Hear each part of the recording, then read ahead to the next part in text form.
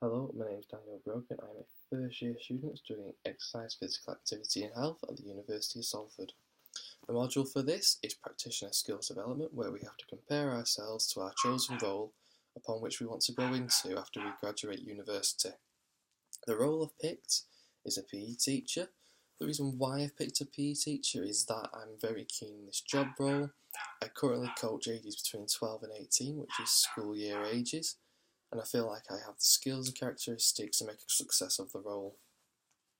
So the way I've conducted the comparisons to the job role is through tests we completed during class.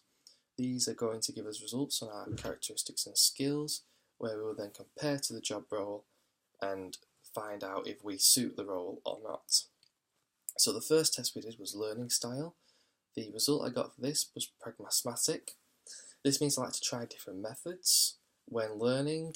I like to be both a little bit of theory, a little bit of visual, a little bit of practical, which is good for a PE teacher as there's many different ways children learn, so you've got to adapt to their learning styles.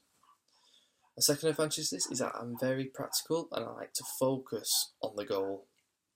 So that means that if I'm given a task, that task is all I focus on.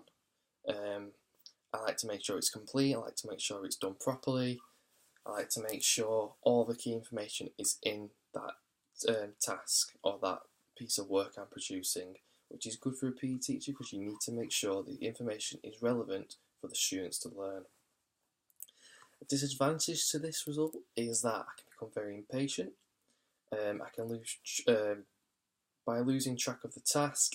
It allows me to become impatient, very stressed. If people aren't doing as they've been asked to do, it's a teamwork thing, I can get stressed and impatient with them, and the task can not have the right information in there.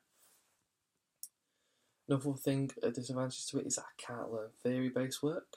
This is a disadvantage as most of the curriculum for a PE teacher is theory-based work, so learning how the body functions, for example. This is a disadvantage because I need to learn how to learn theory-based to then pass on the information to others if I want to become a PE teacher. The next test was a personality test. I got a extrovert and unstable, so this means I'm very outgoing and talkative, I'm very active, I like to interact with people, I'm not shy at all, which is good for a PE teacher because you've got to be able to present to others all the information you have to pass on to them. It means I'm very productive, I'm always working to get the next session planned, which is good for a PE teacher because sessions are planned on a weekly basis. You need to know where you're up to, you need to know what you're going to do next. The disadvantage though is that I can become very aggressive, I can't get my head around the work, which is a big disadvantage as a PE teacher needs to remain calm, you need to keep cool-headed as it were, to be able to talk to the students, get the work done, to make sure it is all the key information's there and that they're getting the information necessary for their exams. Leading on for that, it means I can become very restless,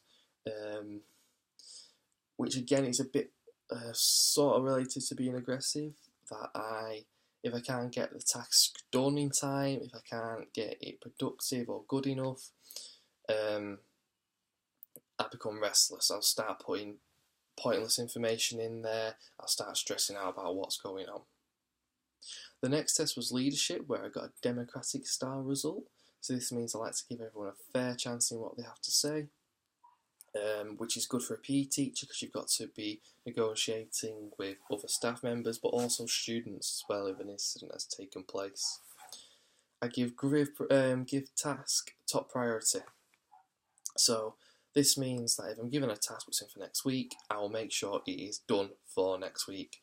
I don't push it to the side, I get it done straight away, I make sure it's complete to the top standards that it is, which means it's good for a PE teacher as the sessions will be produced on time for the lesson week by week. However, it means I don't really take into account people's emotions, that they may feel like I've been rude or arrogant to them in asking them to complete a task, when really all I want to do is get the task complete. So I really need to think about others' emotions when planning sessions, when talking to students. It's necessary for a healthy school environment. Another weakness is that tasks can be rushed.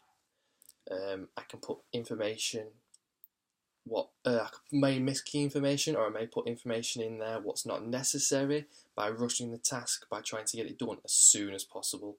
As a PE teacher, this is a disadvantage, as the information needs to be correct for them to be passed on to the students to learn. The next test was a team role. So I got a complete finisher. This means I like to search for errors, which is an advantage that I am able to find things what have been missed in a piece of work. So maybe key information, maybe a spelling mistake. I need to make sure that's there so students know they're getting the correct information. We're not misleading them on incorrect stuff which will cause them to fail. Lead on from that, it also means I like to polish and perfect. So if something could have been done with a visual image as well to help people learn, I'd make sure a visual image is put in there.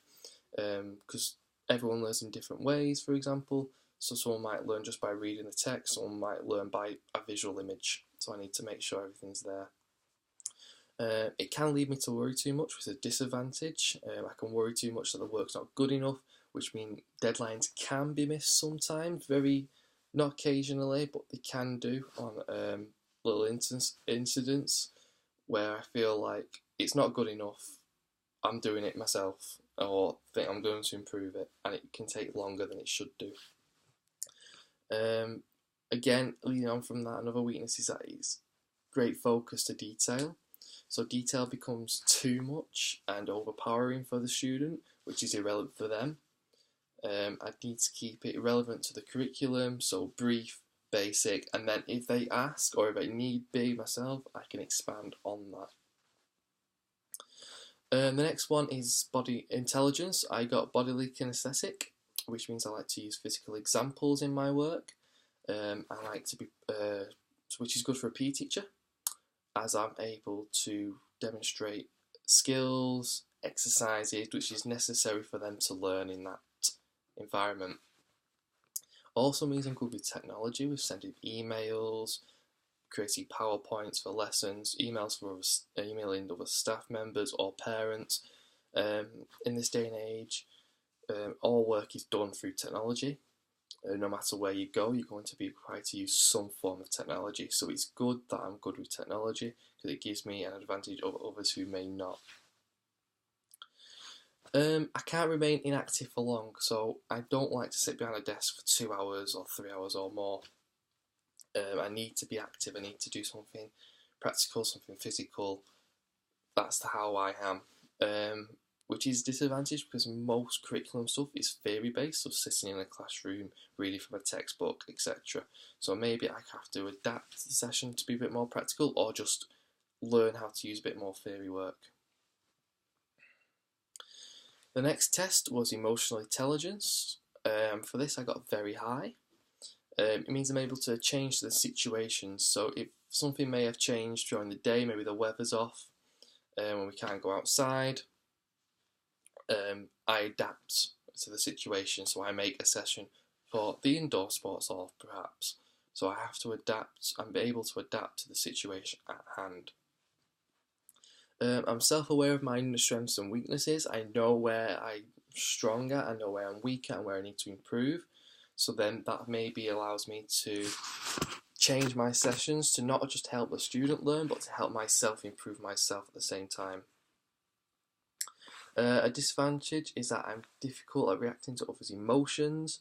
If someone's upset, I don't know how to properly react to it, which is a disadvantage because in a school environment, everyone has different emotional states. You are required as a teacher to support and help that student through their day-to-day life. So how am I going to improve this? Well, one way is that I'm going to put all my learning theory into a practical imagery form. So how I'm going to do this is that in my lectures, I'm going to take all the key information needed. From there, I'm going to put it into maybe YouTube and look at a visual video on how respiration works or the energy systems work to allow me to increase my knowledge of that part of that topic, essentially. So that's going to help me do that, and I want to be done that by the 16th of January, when be just a bit after the exam is done. I'm going to gain more work experience. I'm going to contact my college. I'm going to get more work experience there to be able to understand an emotional level of what the students go through, so I'm able to react to them appropriately on a tutor-student basis.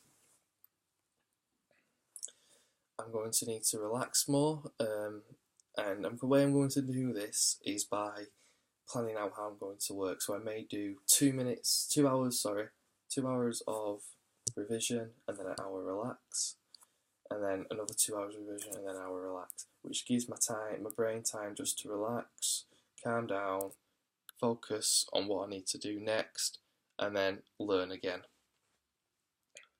Another way is that I'm going to try on all the learning styles. So although I like practical style and imagery style, I'm going to try my best to learn theory style. It's going to increase my knowledge, and it's going to help me pass on that information to someone else who also learns in a theory style.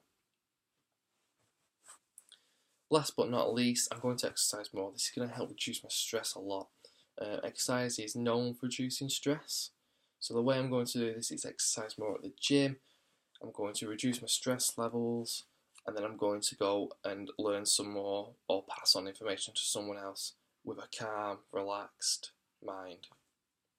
Okay, so hopefully I'm going to be able to get these done by the end of my first year at university, and yeah, thanks for listening.